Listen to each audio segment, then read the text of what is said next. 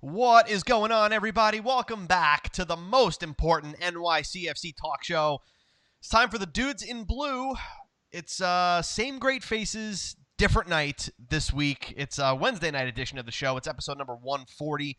Thank you guys so much for joining us. We do appreciate you being here. I'm your host, Joe Amato, and alongside me, as always, Antonino, what's going on, dude? Dude, what's happening, man? Not a thing. Not a thing. A nice little change of pace this week, a little Wednesday action here. Yeah, I wasn't feeling too hot on Monday. I'm still not 100%, but I figured, preseason is probably the time that we can get away with it the most. Oh, yeah, absolutely. So, anyway, we got a good show lined up for you guys. We're going to start things off with the New York Groove, talking things NYCFC. We're going to do a little bit of Dude of the Week, which, dude, we have no idea what the hell we're doing. We got the Far Post, which we've got some CONCACAF Champions League action, some UEFA Champions League action, and we're going to talk about a little story out of the Serie C, the third division out of Italy. Something just fun there. We're going to do a little bit of Ants Rants, and then in lieu of Joe Stradamus, because I apparently can't predict a damn thing, we're going to take some questions from Instagram and bring them live on the show. But before we do, make sure to give us the follow, Facebook, Instagram, and Twitter. We're at Dudes in Blue. That's how to get a hold of us. And, dude, I'm just going to say hi to a couple of the Dudes in Blue faithful here that have joined the live broadcast if you're watching on Facebook. Who's here? Before we get into it, what do you say? Let's do it. Joey is checking in saying, hey, dudes, what's going on? Joey, hope all is well. David is saying, hey, dudes, hope you're feeling better, Joe. I am not, but the show must go on. Thank you very much. Christian is saying, my dudes are back. Yes, we are on a new night, but just for this week, right? And Roddy Russell is saying, people. That's what we are. We are. At least last time I checked. That's it. Dude, you ready to kick this thing off with the New York Groove? Let's do it. The New York Groove. Well, dude, we finally have a brand new NYCFC kit to talk about. Ladies and gentlemen, they did it. You could have gotten one like 2 months ago out of China. Yeah, you could have actually. So it turns out that those ones were actually knockoffs of the replica kit because this year they decided to make two different versions. As most of you guys know, replica kits used to traditionally be just authentic kit, almost identical, minus a jock tag or minus a certain tag that said authentic on it, and quality was a little different. It was definitely more meant for like a day-to-day use for, the regular Joe rather than the thinner material that's breathable, more for athletic cut for the guys. But now they got two different jerseys. The one does not look like the other, aside from this vertical stripe. There's no detail in it. I, for one, do not like this. I think it kind of forces you to buy an authentic jersey if you want like that. If you want that feel of the on-field, if that's what your thing is. On-fieldedness? On-fieldedness. If you want that on-fieldedness feeling, like these ones, they all look the same. You could only tell if it was authentic by the little jock tag on the front. Now you can clearly see, tell what's replica and what's authentic, and I don't think it's really fair. I know other leagues are going towards this. Fanatics has been putting their hands in everybody's pockets, especially NHL, where they've got their own version of the jerseys that are being sold as replicas. Because these jersey companies don't want to make multiple things. They just want to, cookie cutter it as basic as possible because that's where they're going to make the most money. It's more efficient for them. And in turn, you get these minimal design changes from year to year. It's just the way it's going to be. It's unfortunate because this year's kit, I like it. It's nice. It's a little different than what we've had because we haven't really had any graphic on the front of our home kits, on our light blues. It's always just been pretty much straight up light blue. So it's a little different in that respect. But again, fairly simple. And I think the days of seeing Hypno kits and things like that, aside from a huge club doing it as a third kit, I don't think you're going to see that in the MLS going forward. I think look, it's just a kit, right? They're going to change one every year, right? Some years we're going to like them, some years we're not going to, but we're going to wind up buying it anyway. I'm sure I'm going to order one. Look, I felt the same way about this one. I felt the same exact way about the Hypno kit. When I saw them release it, I was like, oh, really? And then I got it, and I was like, all right. And then I started wearing it to games and seeing them playing it, and I was like, all right, I kind of like this kit, right? I have a feeling the same thing's going to happen with this. They did look good today on the field. Actually, Christian is saying they looked. It looks fire on the field with blue shorts and socks. So it's hard to say without looking at watching the game being played, which we'll hopefully get to see on Friday as they take on what are they taking on Nashville. It's actually going to be broadcast on Yes, which is great. David is saying I want an orange jersey. Now that would be something. Yeah, listen, we all do. We all do. We all. If that keeper kit would have come out last year, there probably would have been the number one selling kit because it was fire. It was wonderful. It was just orange, just like fire. But nevertheless, dude, the kit has been released. It has been revealed. It is available for order anywhere you buy your jerseys, and that's it. It finally happened. It happened without warning, right? Yeah. So moving right along, dude. Let's keep this train moving here. NYCFC played against Minnesota United today, and they lost. Now I didn't watch any footage because I didn't know if there actually was any footage. Maybe a little teaser for Ants Rants. But anyway, they lost again, and what else can we say? I mean, it's preseason, and I hate to keep using that as an excuse, but you'd like to see NYCFC be able to actually score some goals in preseason. Other than I think they only scored one goal. No, two, I believe. Matritza's goal and Maxi's goal, right? Yeah. It's like, come on, can we get something? Can we get something that you don't mind the result as long as you can find the positive thing. So if we're not allowed to see it, right, if you lose 3-2, it's not that big a deal because you've got you've obviously scored 2 goals and you can build off of that and you can kind of see your mistakes. But when you're not able to score goals, it's frustrating no matter what time of year it is. It's just how long it lingers with you at this point. We'll forget about this in a few hours, but if it was a regular game and we're not scoring goals, we probably would feel it for a week or two. So yeah, for sure. It is what it is. It is what it is at this point. Good news is we're only a handful of days away.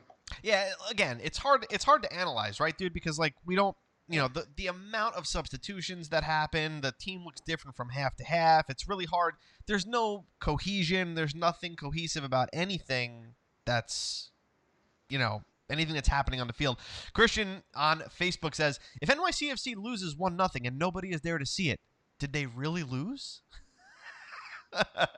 This is a very good point. Valid point, Christian. Very good point.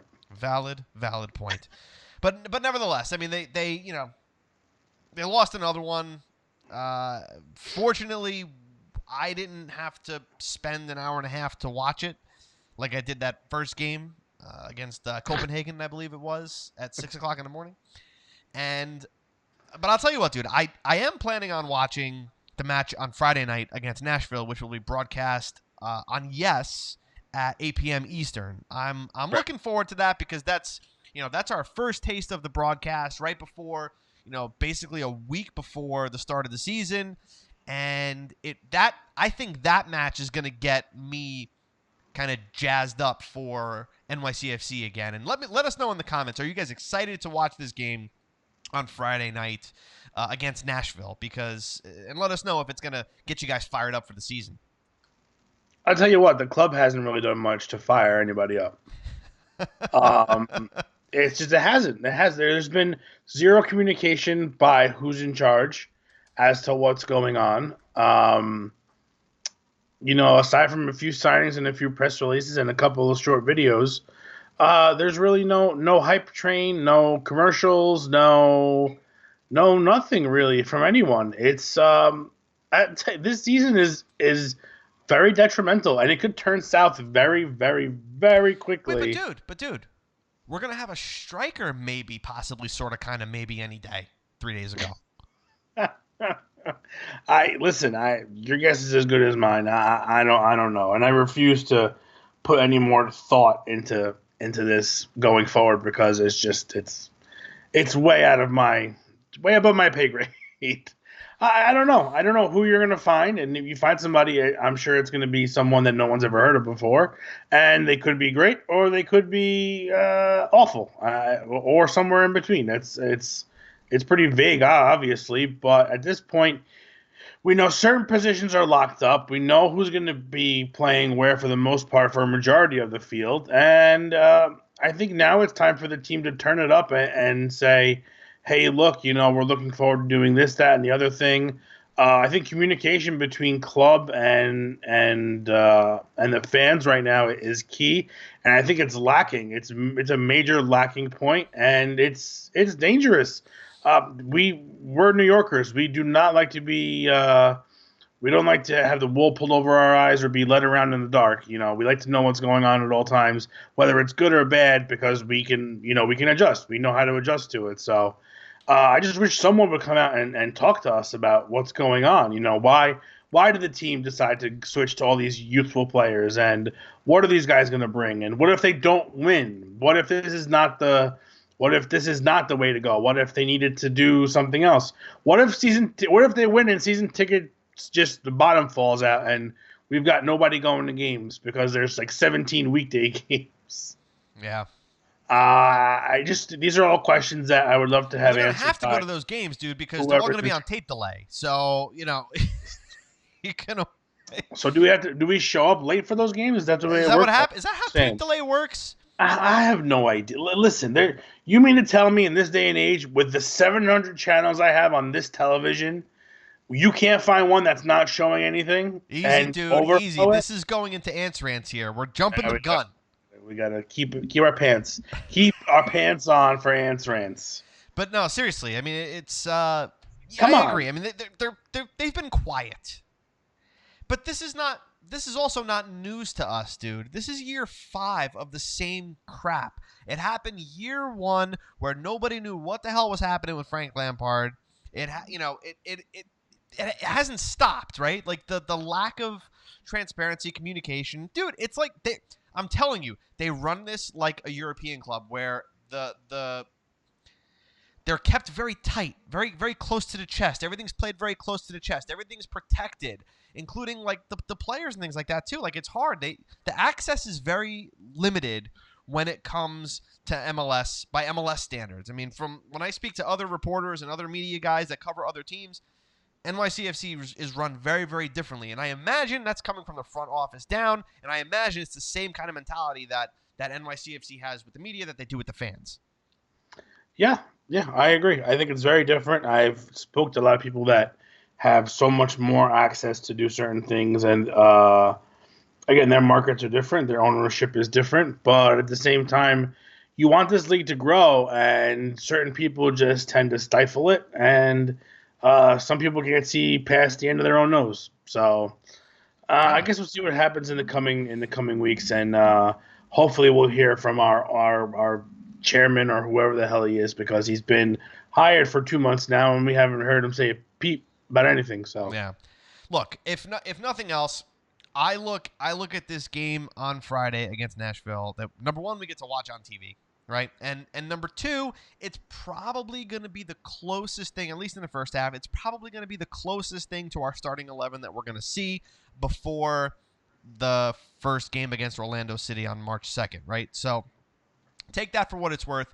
I'm not necessarily looking at the result. I'm more looking at the cohesion in the starting 11. That's what I'm looking for. I want to see where are the sparks, who's connecting with who, because honestly, dude, there's a week. They got training and then a game. The season starts. So this is where they matter. So this is the last chance to try to put something together, try to put a few goals up on the board, 2, 3, 4 goals, and end your preseason on a high note and start your regular season on a high note. I mean, dude, the same thing happened last year. They sucked in preseason last year, and then they wound up turning it around, but yeah. But nevertheless, this is under new management. This is under Domet Torrent that I'm not personally a fan of after the way things ended last season, or at least the second half of last season went. I'm not a fan of the signings or the lack thereof, and I hope they prove me wrong. That's all. I just want to be proven wrong. Yeah, again, all this is all is forgotten when wins start to roll through. So that's it. And we're not there yet. So we really can't talk too much on it because we just haven't seen it. So right. It's just the way it goes. Dude, let's move along here to Dude of the Week. What do you say? Let's do it. Bear with us while we get this bad boy rolling for you.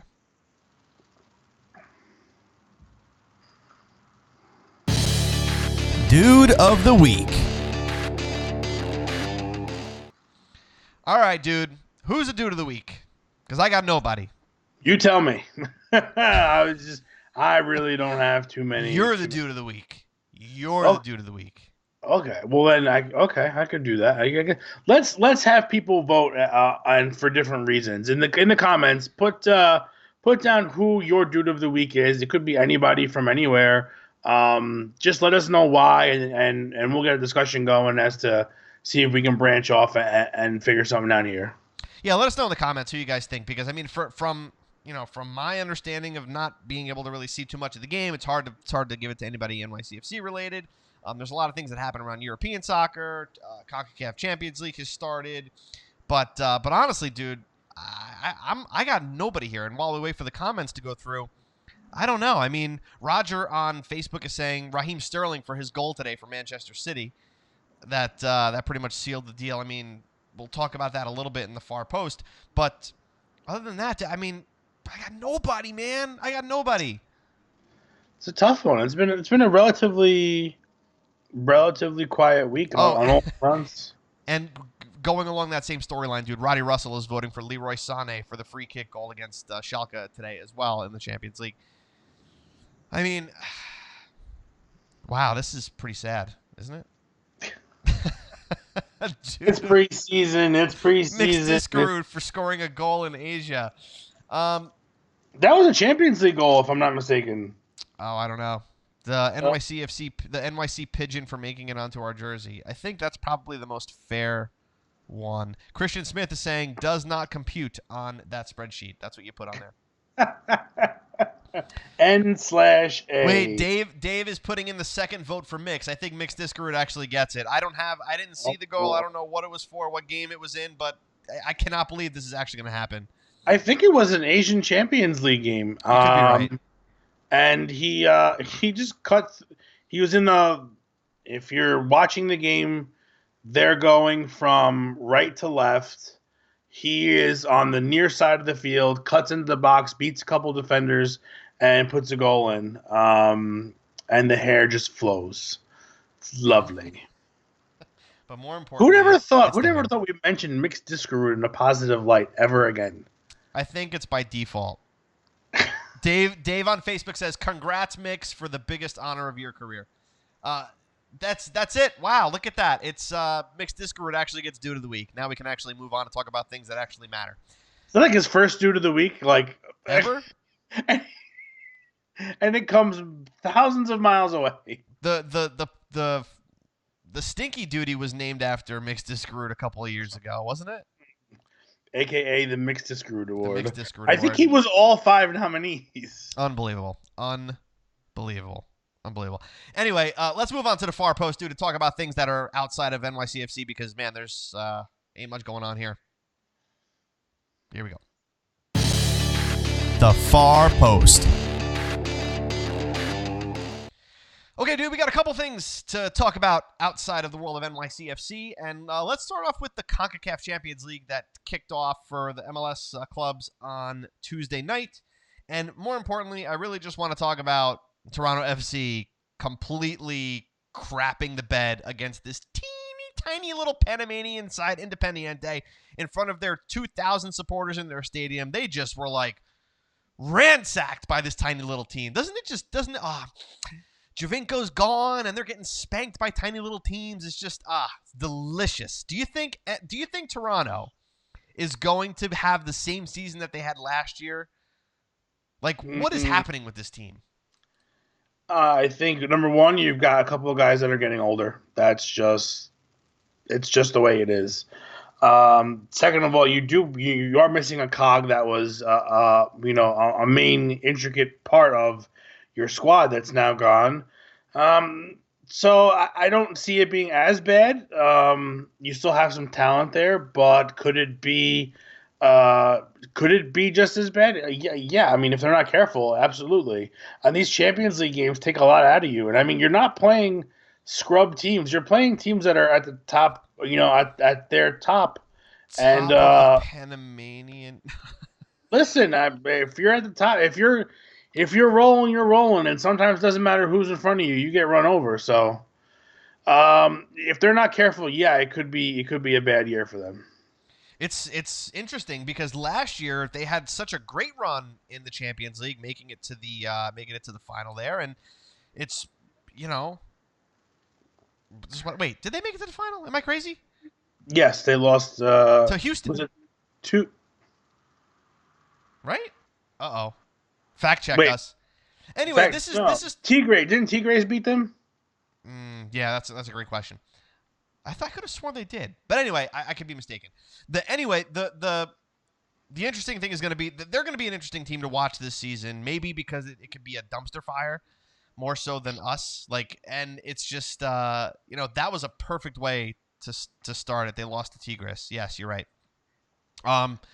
Anyway, the other game that happened last night was Houston Dynamo against Guastatoya, which I have no idea if I'm pronouncing that right, so I'm sorry if I totally butchered it. But DeMarcus Beasley coming out of nowhere with a friggin' laser beam. Like a banger. He's like, I still got it, guys. I still got it. That dude's been playing for like 75 years now. It's pretty amazing. Pretty amazing. Unreal. Tonight, Red Bull, actually right now as we speak, Red Bull is playing against Atletico Pantoja from... That sounds like a bad word. Pantoja. I feel like I just cursed in Spanish. Listen, you Pantoja. It sounds absolutely... It sounds horrific. terrible. But at any rate, it was fun to watch. My takeaway from the CONCACAF Champions League was it was great to watch MLS teams again, and that's it. Actually playing a competition that actually mattered. And by the way, big shout out to Tommy McNamara for getting his first minutes for the Houston Dynamo last night. And they scored after he came on. There you go. See, he's already helping. He's +1. I got to order a Houston Dynamo kit with Tommy McNamara. I don't even care if he's wearing number 11 right now. I think he's wearing number 11. I'm going to get it with number 15. That's it. Forever, just because he's always number 15 in our hearts, right? Anyway, dude, let's talk about the real Champions League. Wow. What a crazy week. Crazy week. So yesterday, no goals. Nobody could score. Barca couldn't score. Bayern couldn't score. Liverpool couldn't score. Very defensive day. And then today, hell of a freaking day for Champions League. All hell breaks loose. So I was happy and upset in today's results, dude, because Juventus lost to Atletico Madrid 2-0, and Manchester City came back to steal a win from Schalke. Down to 10 men. Freaking unbelievable. They're just impressive. They are so impressive. One team that you truly can never count out, it seems. They're just unreal. With 10 men, it's hard enough to come back when you've got a full squad. Being down 10 men, it's just the odds are ever not in your favor. Unless you're Man City. I mean, you just have the talent. You've got the talent, and you see what talent can do. So you've got. I mean, in fairness, they only played for 20 minutes with 10 men. But again, that's the last 20 minutes of the game that are the hardest. Yeah, they could obviously sit back and play defense, and play short or forward, and then suck up the pressure. But if you're trying to score goals to tie the game or win the game, it's a different story. So. But can we just talk for a second, dude? Because when I look at the rundown of that game today, Man City versus Schalke, 68th minute, Nicolas Otamendi gets a red card. 2 minutes later, Pep makes a great sub. David Silva off, Vincent Kompany on, right? And then That's where you take out. You're taking off your attacker for that's it. for defensive player, and you're playing one less attacker, but right. still But keeping defensive shape. But 78th minute, Aguero comes off. Leroy Sané comes on. Winds up being a genius substitution because not 7-8 minutes later, Leroy Sané puts in an absolute banger of a free kick. Absolutely stunning free kick. I mean, you couldn't write it. I mean, it was unbelievable. So like the substitutions, genius, were absolutely magnificent. Yeah, and listen, when you have the ability to bring in players off the bench like Vincent Kompany and Leroy Sané, I mean, Sané with his legs alone can torch people. Let alone the fact that he's got tremendous footwork and he's got a tremendous shot. Just to be able to bring in a player like that off the bench is unreal. So you could just see how much talent is oozing out of that squad. Really, really fun team to watch. I mean, just top to bottom, up and down. Doesn't matter who they throw out there. They're all A+ players. Incredible. I mean, just absolutely incredible to come back from that. I mean, look, you're happy with the draw. Sure. But no. They took it all. They took it. It's just absolutely incredible, and really sad for Juventus today. That was kind of a letdown. I thought they were going to put up more of a showing. Yeah, I did too. And then as I'm watching the start of the second half of the game, I'm just seeing Atletico is just that they're creeping closer with every chance, and it just didn't look like Juve had it today, which is unfortunate. But you got one more game left, and it's two legs for a reason. So we shall see what happens. Listen, as far as the team goes, you bought Ronaldo here for one reason, and that's the Champions League. And I mean, any kind of knockout, other than unless it's a final, is really disappointing. So they need to really collect themselves and really analyze going forward, and they really need to take it to Atletico because Atletico's got tremendous players. Godin, it's not an easy Costa. draw. It is not by any stretch of the imagination. They I mean, are at this stage, nothing really is, but right. But even then, it's just you've got with the addition of Morata now, you've got a great they got a great keeper. This is a great squad. Watching the coach after that goal, Diego Simeone just went a little crazy afterwards. He was with the crotch grab. It was if you haven't seen it, go check it out. It was hysterical. I did not see that. So I gotta bad. check that out. So, Dave on Facebook is saying that the only thing that has me heavily invested in the Champions League are the road to the final cards on my FIFA Ultimate Team. Dude! And I am with you 110%. 100%. Can I just tell you, this is a little FIFA aside here. I've got Felipe Luis road to the final, which absolutely fantastic. He's going to see a stat boost based on today's win.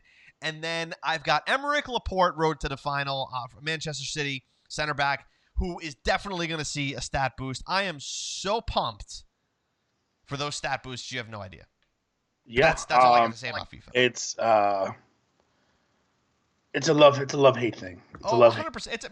I would say hate-love, but certainly, but you definitely have a point there, dude. Let's move on to the last quick thing that I wanted to just cover, and this was a really, really funny, not funny. I mean, funny depending on which side you're on, but story out of the Serie C, which is the third tier of Italian soccer.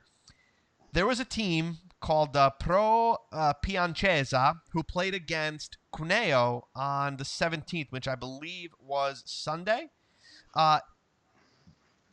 Piacenza could only field 7 players and wound up losing the match 20-0. 20-0. It's one of those things where you just have to mention how incredible this headline actually is. Hit 20 goals. Dude, you realize they had a keeper and then 6 players. And 6 still gave outfield up 20 players. goals. They could have just played defense the entire time and blocked the net. Dude, they could have all And just gave stayed up there in a 20 line goals. and just take shots for 90 minutes. I have questions. I have so many questions. I don't think we're Why? ever going to wind Why? up seeing footage of this, but Why just does looking at why just does looking at it. professional listen? The Serie C is not a it's not a podunk league. It's not it's not like a Sunday league. These are teams that have been in the Serie B, the Serie A before. The team that are from our town in Italy, Cosenza, plays in the Serie C. It's just Dude, your goal differential. Your goal differential in one game is -20. How do you show up with 7 guys? At that point, I would have been like, listen, the one guy, he forgot his socks. Let's get out of here. Like, here, just take the points. Take the 7-0 win and get the hell out of here. Oh my, here you go. Listen, we'll give you a goal for every guy we can put on the field. And these teams, most of these teams, if the towns are bigger, they pull fans too, which is impressive. So funny. You can't grab 3 or 4 guys and be like, listen, 1-day contract. Here we go. Like, you don't just show up at 1:00 with 7 guys. Like, you should know how many guys you're having. I have questions, and I will be making phone calls to certain cousins trying to figure out what the hell happened. What the hell happened there? Anyway, what the hell went on there? That's it. I've heard of farmers. I know farmers. Last week protested something that was going on. They weren't protesting soccer in specific. They were protesting something in the government, and they thought the best way to do it was to keep players from entering the stadium. I'm sorry. This comment literally made me LOL right now. You could physically see it and hear it. Dave on Facebook says, "Dome be like, well, how much possession?" No, that's freaking awesome. That is amazing. Oh my goodness. And Amanda says, "I don't feel so bad about 7-0 anymore." It's long. That's history, man. I'm literally crying. That's hilarious, Dave. I want to see the breakdown of this game. Absolutely hilarious. Anyway, we got to move on here. We got to wrap this show up pretty soon, dude. It's time for Ants Rants. Yeah. It's time for Ants Rants. All right, have at it. What's on your mind today? There go. The camera's getting all close up. So let's talk about this between the league and the front office and stadiums and preseason. This week has been a little heavy for all Antonino. First of all, you have a league that is competing with not only other soccer leagues, but in America, other sports. Why are these games not being broadcast? I understand they're preseason, but at the same time, you want to grow the fan base. You want us to get to know our players. We want to be informed game 1 of what our squad's going to look like. There's no excuse to not have these games streamed. There's no benefit from not having them streamed. I don't think. I would really like to see I want to see, just from a standpoint for us, for the media, we want to see these things happen so we can analyze and share with everyone, and we can get discussions going, and we can grow, we can spread this. That's our job. Our job is pretty much to grow the league and the team specifically. So by you not showing the games, you're really doing yourself a disservice. I cannot comprehend why you would not show these games. It's beyond me. Don't tell me it's a money thing, because you have the money. It's not that expensive to set up a broadcast. It's really not. Hello. Like literally, you can see what we're doing right now. I don't understand how ass backwards certain things can be in this league.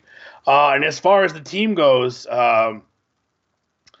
again, we'll go back to the being a little too quiet. I'm sorry. There's no excuse for this team to be as quiet as it is.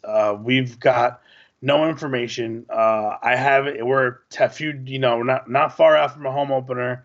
We've got no season ticket packages. We've got no information. Don't know who's running the organization at this point. We don't have a direction. Why are we being held in the dark? I don't understand. Like, you think we can't handle it? Do you not know how New Yorkers are? I just really can't fathom any reason why we can't be told what's going on.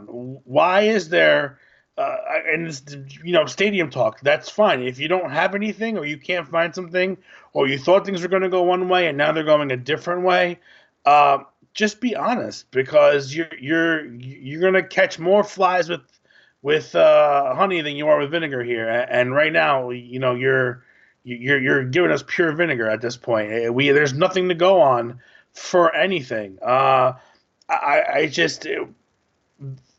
Communication, it needs to be so much better than this in order for this team and the league to grow. I just don't know how you can constantly drop the ball with different things. I mean, between the jersey leaking 3 months early, to not having a stadium, to giving people to run around on players' injuries from previous seasons. This team's got a lot of strikes against it, and in opportunities to make things right, they continue to whiff. Citizens points. I talked about this a little bit Monday night. If you caught the little AMA or the AAA, Ask Anthony anything. I'm just distraught, and it's put a whole damper on the season. I don't know what to expect, and if they lose, it is going to be disastrous, 110%. I can't get further angry. It's rage. It's rage, and it's building up, and it's like right here. It's just bananas. It's banana. Who can explain to me out there why things are done this way? And if you need solutions, why aren't you turning to people who have them? Or you send out surveys for everything else. You want to put out your own podcast and steal people away from the people who've been giving blood and sweat for the last 4 or 5 seasons to grow your team for free. For free. We don't. Dude, do you get paid for this? No, I don't get paid. Last time I checked, it actually costs money. It costs money. It costs money. So we're doing it because we love it. We want to see the sport grow, and we want to see the team grow. And not only are you going to stop us from doing it, but you're going to make our lives difficult in the process? Are you serious? That's like giving people crap. You go to the grocery store and giving the person who's bagging your groceries crap for bagging them a certain way. Like, let's be serious. There's just so much wrong going on right now that I think winning might be the only thing that can fix it at this point. I was just gonna say, dude, and the only prescription. I gotta have more wins. I gotta have more wins on the field, baby. I gotta have hardware. Oh my gosh. Well, dude, look, you're preaching to the choir. That's why we're doing Ants Rants, so you can preach to the choir. That's it. And listen, another thing that I brought up that I told people I was going to talk about, stadium-wise. Listen, at this point, the best thing this team can do is focus on the 11 guys or the 18 guys that are playing on the field, because without a winning product on the pitch, there's no reason for have a stadium. There's no reason. There is zero reason to back a loser. You have to win, and the wins have to bring fans, and the fans have to support in order to say to any elected officials or any city officials, hey, look, we've got 30,000 people every game that are causing a tremendous amount of traffic on the Bronx River and the Cross Bronx Expressway and the Thruway. We need to do something about that because it's getting dangerous. Look, we have all this winning thing. They deserve something. We can create jobs. Look how many people come to the area. We've got 30,000 people and the stadium's understaffed. These are all great points, that aren't going to be made unless the team is good. I know we will all support whether the team is bad or good, but there are a lot more fair weather fans than there are diehard fans. And I think that escapes people sometimes. I know a lot of people I talk to, they say to me, I'll root for this team, no matter what. Yeah, I will too, but I know there's a lot of people that won't do that. And when the stadium's a quarter of the way full, it's really hard for someone to go say, hey, we need a new home when we can't fill anywhere near the one that we're using right Yeah, now. not even close. So Not even close. at this point, let it go. Let it go. Focus on soccer. Focus on supporting and trying to figure out how to get this team to win. I know we can't do that, but we always do our best to support. But as far as the stadium goes, you beating a dead horse at this point, and just let it go. Let's worry about winning, and we'll take it from there afterwards. Yep. Very good. And that's it for Ants Rants. And that's it. Listen, before we wrap up the show, guys, I want to do some rapid-fire questions real quick from Instagram. Make sure to check out our Instagram story. Every now and then I'm going to throw up like a Ask Us Anything, and they're going to be part of the show. That's what we're going to be doing as a way to kind of close out the show. So are you ready to do this, dude? Let's have These got to be quick. These got to be quick. Bing, bang, boom. I'll give my answer, then you give yours. Okay. All right, you ready? Yes. J. Ramo 14. Where do you predict NYCFC will place in the Eastern Conference standings this year? I'm going to say 4th. I'm going to go with 3rd. Wow. Let's see. Scotty P14X. Which new player are you most excited for? Very hard not to say Matriza. Yeah, Matriza, hands down. Let's see. This name rocks. Who is going to win the Championships League? I'm going to assume he meant Champions League. I'm going to say it's really, really, really going to be Manchester City. Yeah, agreed. Come on, no argument. Listen, after you saw what you saw today, I mean, come on. No? Oh my gosh. Let's see. And that question I'm not really understanding. So that was it, guys. Nice and quick. I like that. Nice and fast. Really quick segment. Dude, listen, before we wrap up the show, guys, we have something that we want to show you. This is for, if you're watching on the Facebook Live, this is for you. If you're listening on the podcast, you can always go to our social media or YouTube channel and watch this. So Anthony and I have been working on potentially getting a scarf put together for Dudes in Blue. And we have the design ready to show you guys. But here's the caveat. Here's the catch.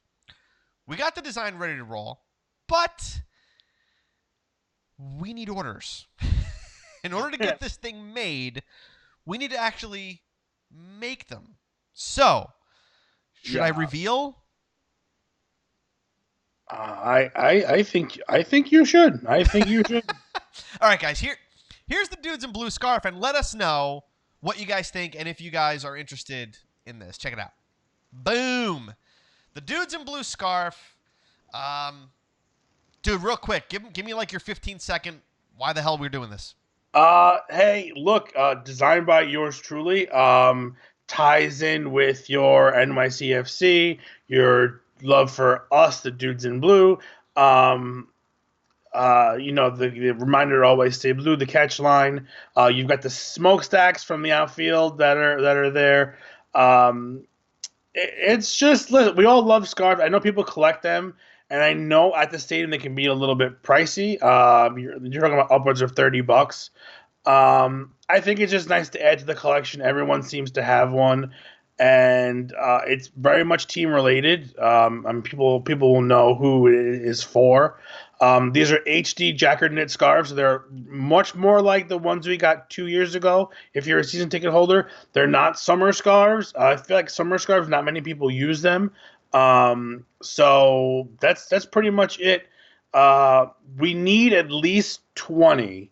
I would say we need to go at least 20 scarves.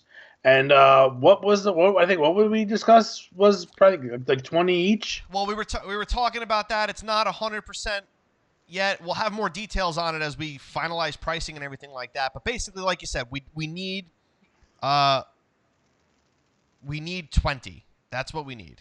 Yeah. So if you guys are interested, do us a favor and shoot us a DM or a message, and we'll keep an Excel file. And then once we have your interest, we'll let you know price. And then if we get 20 people to commit, and we will place the order, and they'll be here within 3 weeks of us getting 20.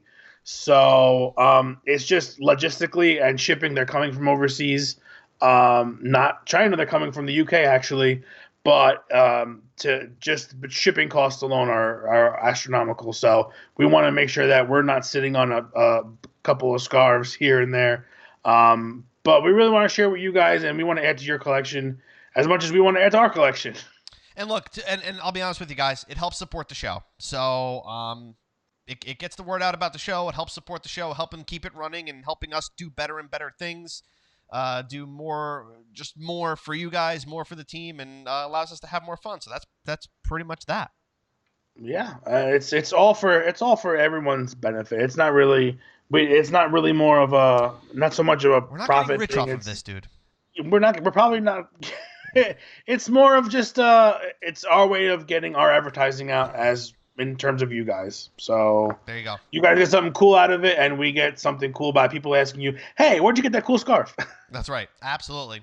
Well, guys, thank you so much for hanging out with us for episode 140, even though it was a few days late. Please make sure to leave us a review on Facebook or iTunes, wherever you consume the Dudes in Blue. And we're always at Facebook, Instagram, and Twitter at Dudes in Blue, so it's always easy to get a hold of us on there. I will be adding to the Instagram story to get your questions in. So if you're not able to be part of the live show, you can ask us questions on Instagram, and we'll make sure to make them part of the show, whether it's as a segment or as part of our rapid fire at the end.